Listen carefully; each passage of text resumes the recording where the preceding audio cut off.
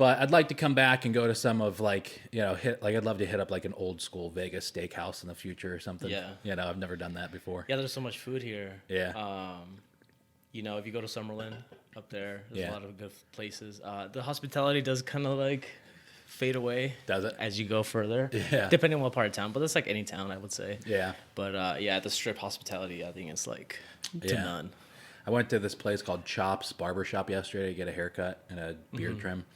And the Uber driver was driving me out there, and he's like, first of all, getting on the highway out past the Strip, it was like, oh, wow, there's a lot more out here. And he's telling me, he's like, yeah, there's this one really bad part of town. You don't never want to go there. He's like, there's a 7-Eleven over there. He's like, tourists get shot there all the time. Like, whatever you do, don't go anywhere near that 7-Eleven. And then he pulls off to the side, and he's like, where am I taking you? It's like, oh, this barbershop. He was like, oh, we're here. And that 7-Eleven he was just talking about was right next door. Corner? Yeah. It's like, oh, shit. Yeah, there's like little pockets here that are really sketchy. Yeah. Little pockets and stuff like that. But just like any place, though. Yeah. Any place, But you're kind of surprised that there's like life outside the Strip, People live here. People have lives here. It's a nice place to live, I think. Yeah. You get everything here, So you came here 7 years ago, right? 2015? Yeah, in August it's going to be 6. Okay. No, 7. Okay. We're 2022 already? Yeah. So 7 years. Yeah, 2015 I moved here for college. Where you come from? Where were you from? California, like up north near Sacramento area. Okay. Yeah, I've lived there, and then I wanted to move out of my hometown. I just wanted to get out of there. I didn't know where I wanted to go, but Vegas just randomly came up. Never thought it would come out here. Not once did I think about it. I just always thought it was like a porn star place as a little kid, growing up, hearing about it. Yeah. My mom was like, oh, don't get into porn. I remember she said that, and I was like, Mom, this is the last thing I'm thinking about right now. I just want to go party for a little bit, So it was interesting. And then, it was either that or LA deciding, because it's like, it's a long enough drive for me where I didn't have to go back home. Yeah. Which is not what I didn't want to be home. Mm-hmm. Yeah, it's like the last thing I wanted to do. So I moved out here, and it was only supposed to be like 3 years. Yeah. Graduate college, which I did in 2018, and then get out of here and do something else. And but it turned out like I found my best friends here. That's cool. I found like a new family here. Yeah. And my new career. What was your major? Sure. Kinesiology. Okay. Which is like, like physical. Shit, I haven't talked about that in a while. Yeah. It's like movement science, basically. I wanted to be a physical therapist. Yeah. That was a goal. I wanted to do, be a doctor like that, do all that. But, when I graduated college, I was like, damn, I haven't done enough to get into a graduate program. So if I was to do that, I had to go back to school, redo courses, take more prereqs and all that stuff. And I was like, damn, another 3 years of my life. Yeah. So I was like, just kind of chilling. And I was like, okay, if I take a year from 2018 to 2019, take that year and see if I still want to do that, I'll do that. Right. If not, then I'll just find something else, which, I found the food truck at that time. Yeah. That's how that started for sure. That's awesome. Yeah. Was, did you grow up with food service and that kind of stuff in your family or anything? No, prior to starting this, I think my only experience was at the day club here at Mandalay Bay. Yeah. I was a food runner. Oh, okay. I did like a year. But that's the only hospitality experience that I have. What's that like, man, working at a restaurant inside of a casino in Vegas? Well, it's a day club. So it's like a nightclub, but during the day with the pool and everything. Oh, and cool. So there's a kitchen right next to the cabanas and stuff like that. So that experience was like, I remember the first day. I don't know how many stories, how deep I can go into the stories here. Yeah. But yeah, it was my first day was pretty interesting. Like I got tipped by getting the lady was giving me a, what do you call that? A motorboat. Oh, really? Yeah, because I brought a big platter of fruits and stuff to the cabana, my first cabana, like all smiling, all innocent. I was like 21 at the time, just turned 21. Awesome. Yeah, and I come into the back of the cabana, and then the head of the table, he just, I give him the food and everything. He's like, hey, come here. I was like, what? He's like, here, come here. And then his wife, or I don't know what she was, she just grabs my face and just sticks it in her chest, right? So like, but there was like an opening in her chest, right? 'Cause I didn't feel anything. I just felt her bone because they're so separated. They're so separated. That was like one of my first weekends. I was like, dude, this is gonna be a fun year, a fun season for sure, you know. And it turned out to be like really fun. Yeah, that's hilarious. Like the people that you meet there, like experiences, like I bet. I mean, the money that I made, which is kind of what helped me start my business and everything. That's basically how I got everything. Yeah, that's awesome for sure. I had a buddy who he moved from Buffalo, New York to Los Angeles, and years and years ago, and he got a job somehow working at the Bel Air or whatever, like one of the biggest hotel out there in LA, and he was a bartender. But at like their pool area, cabana area, he was like a private bartender. So like a guest would come in and he would be their person for the week or whatever. And through that, I mean, he was going to like Elton John Grammy parties and just like these crazy, meeting all these famous people, making a shit ton of money. Right. You know, I always thought, I'm sure here is this exact same thing. I thought it'd be a really interesting experience to do something like that for a little bit. Yeah, a lot of hotels here have that experience because there's a lot of private like pool areas inside hotels that you can go to, and like people with money want to be separated from the peasants, you know. So so you can experience a lot of things like that, and we serve a lot of like GA and like a lot of like tables at once, but occasionally you would get like the one bungalow, you know, 20K spenders, 30K spenders, and those are the people you really get connections with. Because like you're their personal server for the day. Or busser, and it's a pretty good experience, man. You know, like I definitely recommend people who are looking to do something out of high school, want to make some money, just come out here. But some people get lost though. They get lost in the sauce out here. Oh, I bet. You know, I thought I would see more debauchery on the street. You know, just like no rules. I thought that I would see more of that. We're still human, civilized people. Coming out here, like, you know, you've always heard the stories. I had a buddy that was out here a couple months ago. It's usually the tourists though that think that do that. And they act like that because they think they can do that here. But you know, there's families and kids here. People live here. You know, so it's cool though. A buddy of mine was out here a couple months ago, and he was like, he was going after it for sure. And even hearing his stories, I'm coming out here thinking like, wow, I'm gonna have to worry about prostitutes soliciting on every corner, and, you know, drugs just being, you know, done on, you know, everywhere. And I haven't seen any of that. It's definitely there though. It's definitely there. If you're looking for it, you'll find it for sure. I've been asked to be an escort once. Oh, really? Yeah, it's obviously I didn't do it, but definitely contemplated.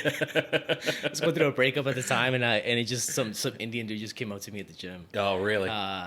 You know, not that it matters that he's Indian, but yeah, he just came up to me and just kind of like started having a conversation with me about it, and I contemplated about meeting up with him at the bar. And then I was like, what am I doing? I just just ghosted him, right? But it's just pretty interesting. I was like, man, like you could really like get in there if you wanted to. I'm sure. It's that simple. Even a guy who's not as good looking as I am can get there. You know? So I was like, damn. I mean, because I'm sure anybody and everybody comes out here, you know. Well, even for just visiting for a weekend, you know, everybody will be here, like all ages, all kind of financial background. So it's pretty cool. It's definitely not boring. You know, so it's pretty interesting. I mean, like the pool gave me the connections. The UNLV did too. The college gave me all the connections that, you know, for life now for sure. You know, so it's pretty good. It's definitely a lot of opportunity here. For sure. I think there's, you know, a lot of that out here for sure. So how did you go from, you know, working there to then finding the truck, or wanting to even open up a food truck? So I think it was my second season there. I did 3 seasons. Did I? My second season, it was kind of getting towards the end. I just graduated college, and I was like, I need to do something. I need to figure something out. I'm not going to clean tables. I'm not going to bust tables a year, like 2 more years, you know? I'm going to do 1 more year and figure something else out. So my mindset was like, we're open for anything, you know? So then the beginning of 2019, my partner at the time, George, and we started hanging out again, right? Because after college, we kind of stopped talking for a little bit. So we started hanging out again, and we were at my condo at the time, and then he's like, let's just do something, like anything. And then we just started talking about meal preps, because we used to meal prep. And then that like formed into a food truck. And then that food truck was like, We wanted to have our own concept at the time, like just do like a healthy and a fat menu kind of. That's cool. And like skinny fats. Have you heard skinny fats? Because I really like skinny fats. It's like, okay, let's do that. And like that conversation was so like powerful. Like him and I just going back and forth for like an hour, 2 hours. We're like, all right, let's sleep on it. This is like the beginning of 2019. Like let's sleep on it, and in the morning we want to do it. We'll call each other and like we'll talk about it. And yeah, I still had the same feeling. And then it's like, okay, let's do it. So we just started like researching like what it takes to get a food truck, all that stuff. So this is basically when it started. But it wasn't until then I was still at the club, so I was like, we need to save money. It's like we had like a point of how much money to save each. Yeah. So I got him the job at the Daylight Beach Club. Oh, nice. So so we both were working the same job, and then during like that, and we wanted to open that year, 2019, which we did. Wow. October 2019 is when we wanted to, but we didn't open until like the end of the year, like the last day, literally. Yeah, that's what happens. Yeah. It never goes according to plan. It always gets pushed back. With the startups and everything, it just didn't work out. But during that process, in that summer, George, he does YouTube, like foodie stuff and blogs and whatever. Cool. So he was doing like a video for a nice food truck here in Vegas on the east side. Yeah. Really good food. And he was there shooting the video, and the guy was like, hey, do you know anybody looking to get a food truck to buy one? And then that's when we're like, obviously we are. So it's kind of like everything that kind of happened was kind of like, I don't know if by chance or by luck, but kind of worked out. And then this guy was like, hey, like, you know, I can teach you what I make in my food and all that, and then you guys can just basically kind of franchise us and just do your own thing or something like that. And when that came up, I was like, okay, that sounds a lot better than making my own menu. Yeah. Because I have, like I said, like probably the only experience I have is meal prepping. Yeah. Which I know how to cook to make. I was making meals for my coworkers at the time, so I could make for like 10 people. That's cool. So I had a little bit of an idea, but like nothing to like make my own menu. Yeah. Like, there's no way that would have worked. Yeah, it's very different going from. I mean, I meet a shit ton of people back in New York that they make a great one dish, and you know they love cooking and love making food for people, and so they open up a restaurant, and then it's like, okay, how do you scale that for 100? How do you know do I need to scale for 100 today or for 20 today? You know, it's a whole different world. Yeah, very different. Food waste. You know, overhead, all those little things. Employees, taxes. Jesus Christ, man. It's pretty good out here, though, right? I mean, better than New York for sure. Yeah, New York sucks. I wouldn't even know. I mean, there's no income tax here. Yeah, it's like California, New York. Yeah. So I wouldn't know. I mean, taxes still suck here. You know, you get taxed on everything. Yeah. But whatever. So you guys are in a permanent location, right?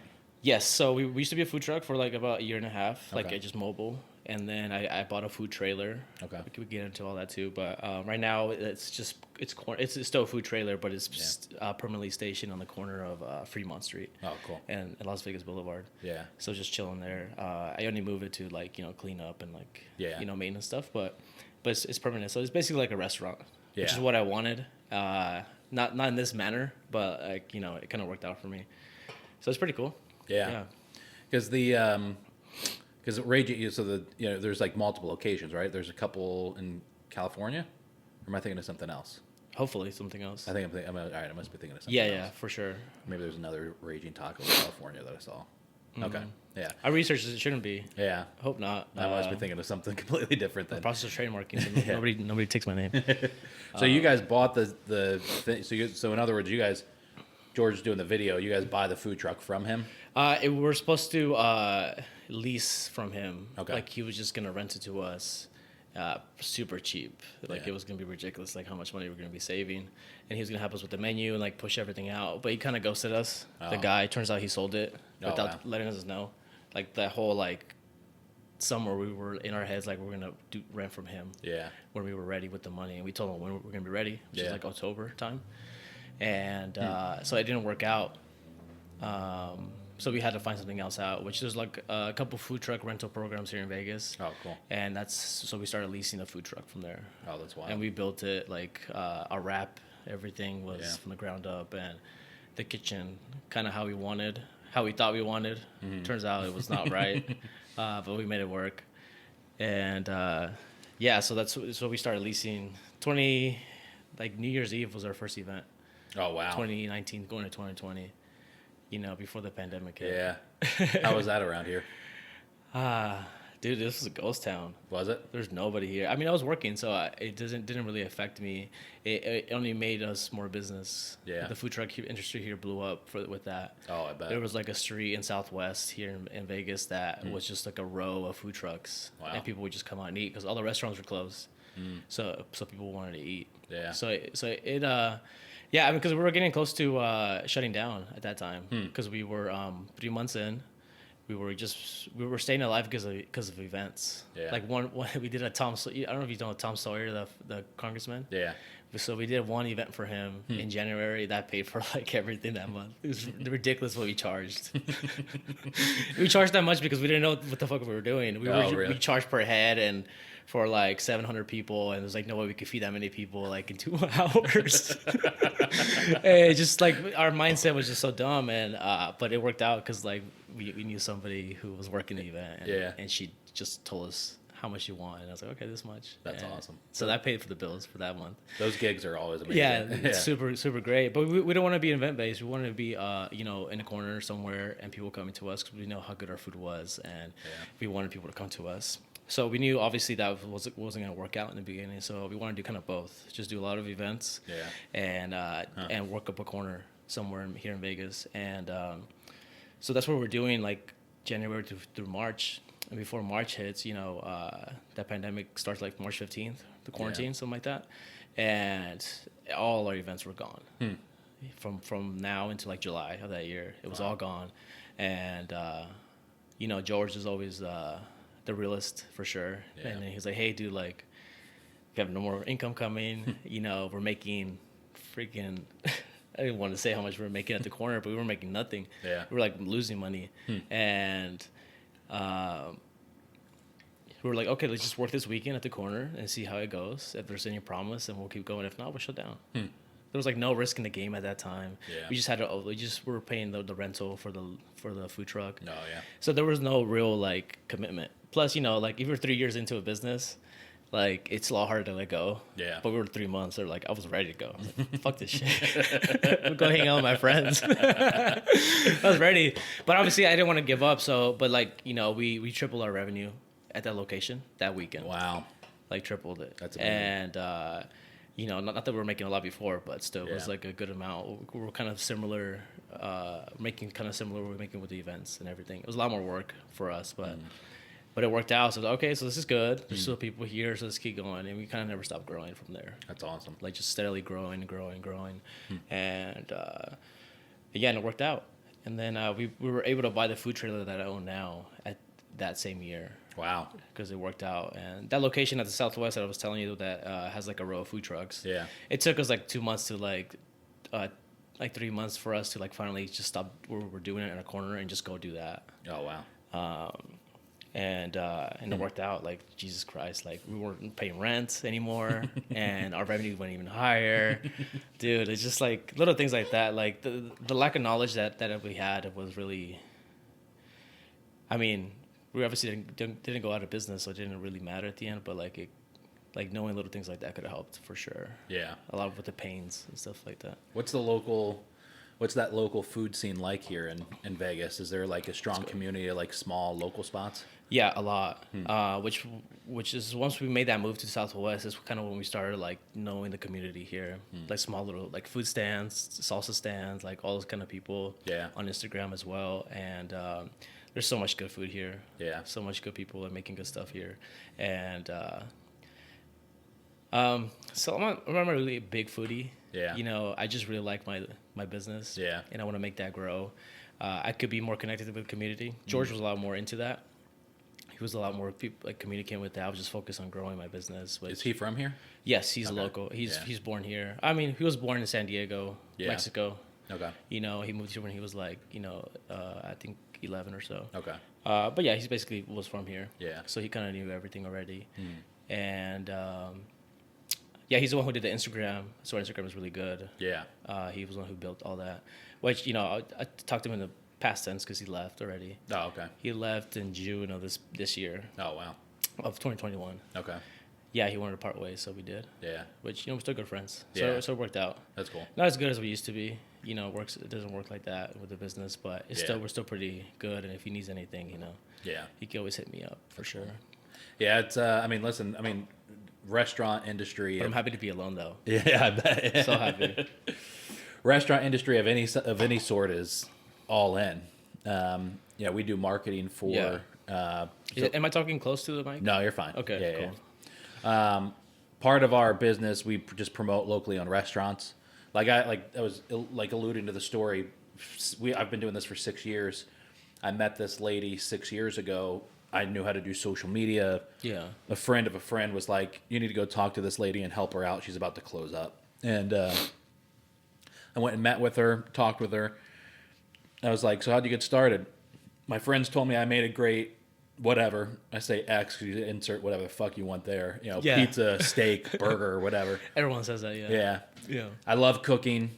My friends told me I should pursue my dream and open up my own restaurant. So she quit her job at a bank where she had great income, benefits, all that, mortgaged her house, opened up a restaurant, and she knew she made a great whatever, but she knew nothing else about it. There was no, how do I set a menu? How do I pick a name, pick a location? None of that. And so shortly, a few months in, she was out of business. So that's why I started. After talking to her, I was like, I want to be able to build an audience online where I could say, hey, go check this place out, and then get 100 people to go there, and help them out. And talking to so many people over the years, we work with 165 restaurants across the state now. And most of them have a similar story. I just wanted to get into it. Always thought it'd be great to own a restaurant. Yeah. And most of them I talk to are either broke or almost broke, or especially with the pandemic, they're working a shit ton more with fewer it's just, So I've had a buddy back home who has been trying to get me to buy. In the past, he's talked often about, hey, and I know he's profitable. I've seen his numbers. I know he makes a good living. So buy the restaurant. You do so great with it. And I'm like, dude, I wouldn't wish this on my worst enemy. Yeah. Being a restaurant owner. No fucking way, man. It's everything, It's such a fucking grind. Yeah, dude, it's nonstop. Yeah. But yeah, it just sucks. Yeah. Just sometimes I just want to quit. Yeah. I just want to go home. But then also I don't. Yeah. This is really fun. And plus we're growing. The fact that we keep growing, and I got a really good spot downtown. Yeah. I shouldn't give up. Plus I have really big dreams for it, I'm not doing this just to have a good living. Right. I could care less. I can have a good living, work at the club. Yeah. With a lot less stress. Yeah.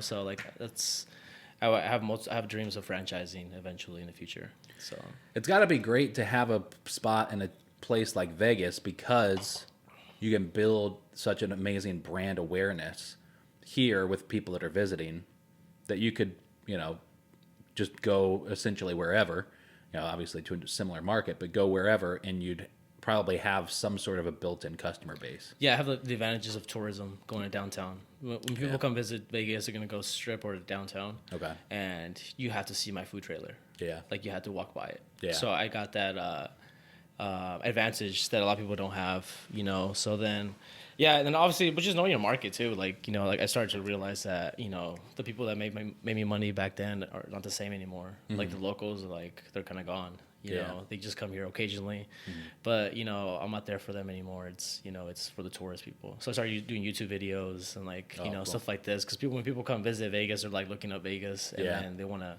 see stuff, and then my name could pop up, you know, stuff like that. So it's pretty good, yeah. We're gonna start. I think we're gonna make this part of a series of places to go in the winter, because back home in upstate New York, it's a low of -11 today.